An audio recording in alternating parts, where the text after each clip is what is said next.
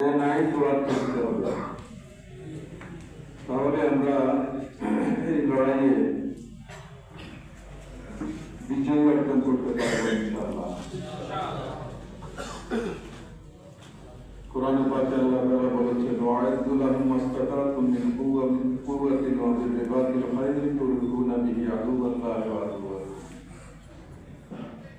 আল্লাহ তাআলা তোমাদেরকে যা শক্তি সামর্থ্য দিয়েছে সেটা পরিপূর্ণভাবে ব্যয় করে আল্লাহর দুশমন এবং তোমাদের দুশমনের জন্য প্রস্তুতি গ্রহণ করো। এটা কার নির্দেশ? আল্লাহ রাব্বুল আলামিনের নির্দেশ। সুতরাং বাংলাদেশে আল্লাহর দুশমনও আছে, দেশের দুশমনও আছে, যারা ঐক্যবদ্ধভাবে এই দেশটাকে বিক্রি করে দেওয়ার, আধিপত্যবাদী শক্তির হাতে তুলে দেওয়ার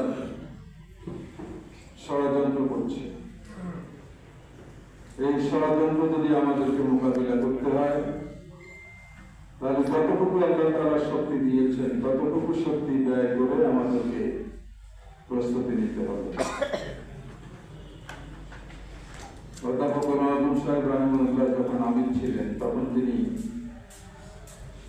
একটা চিঠি দিয়ে সারা দেশের ভোটারদেরকে, শুধু জামাতেরই না, আমভাবে সকল জনতার কাছে চিঠি দিয়েছিলেন। সেই চিঠির বিষয় ছিল ভোটও চাই, নোটও চাই।